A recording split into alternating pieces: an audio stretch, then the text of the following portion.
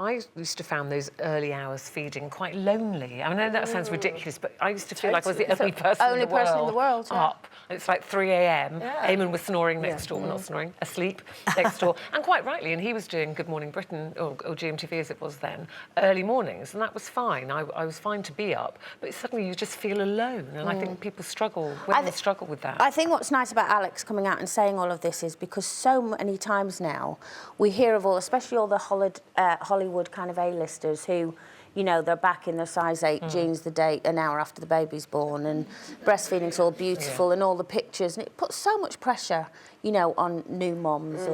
And so I think it's quite nice to hear someone come out and go, you know what, it isn't all that really, or it's not all of that for everybody. You know, so could you say the pressure is big?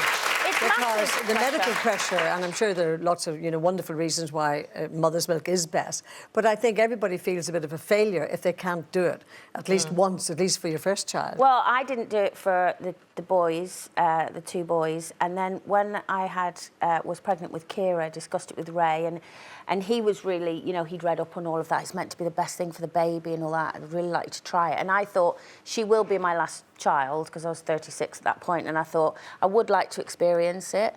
It was the most horrendous 5 weeks of my life.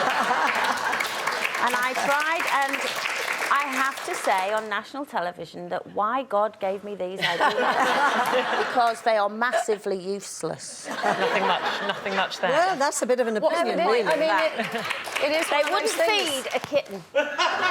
Honestly, she was like, and I felt so tied to it, because every time they go, oh, put her on the breast, put her on the breast. And I'm not one of those, you know, fair play to all the women out there who can breastfeed wherever, and rightly so.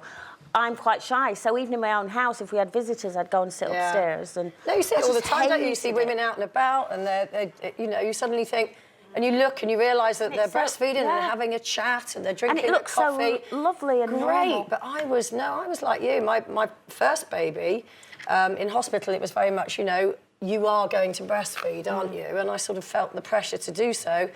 Gave up after a couple of weeks because I was in agony. Yeah, it was the agony. Couldn't do it.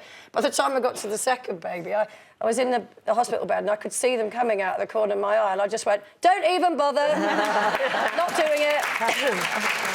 Do you know what I think is interesting this way, just getting away from breastfeeding? She doesn't just talk about that. She said, we actually struggled to find a way to even like each other sometimes in those early days. Yeah. And she said, since then, you know, our relationship is a lot stronger. And she said we had to relearn how to love each other. Now we're a family, and that's the other thing I think people don't talk about, is that your relationship definitely, well, for me, it definitely changed. You know, and we had some like little bumps in the road, Eamon and I, because I found it quite difficult, and I'd been working, and suddenly I wasn't working. It is difficult. It is difficult. Well, also and I think as well, you just have to readjust. Yeah, and when you're breastfeeding, it becomes literally all-consuming for you and the baby. It must be really difficult for the man, because he doesn't feel part of that. I know that Ray he was great, Ray, but he really felt left out then. He felt like he wasn't bonding with Kira, because he said, I just feel useless, there's nothing I can do.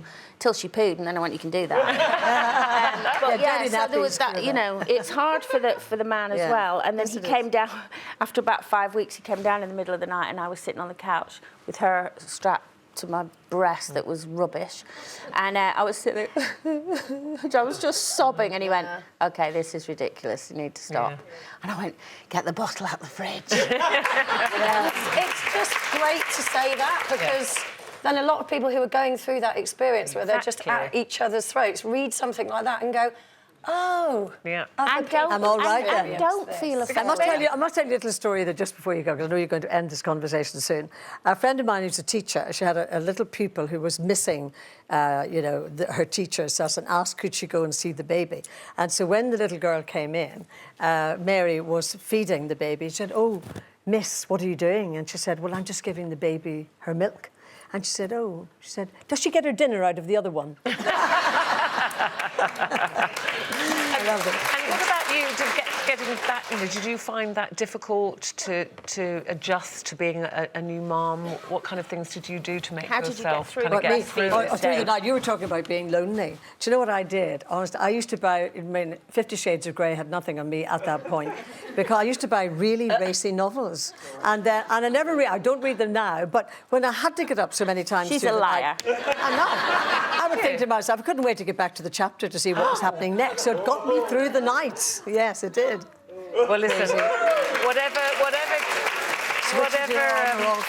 whatever gets you through breastfeeding, formula, whatever. Gloria Hunniford. I know. Who knew? Colleen's well, there you go. Now. See, Who knew? I have things to tell you. Ones. Yes.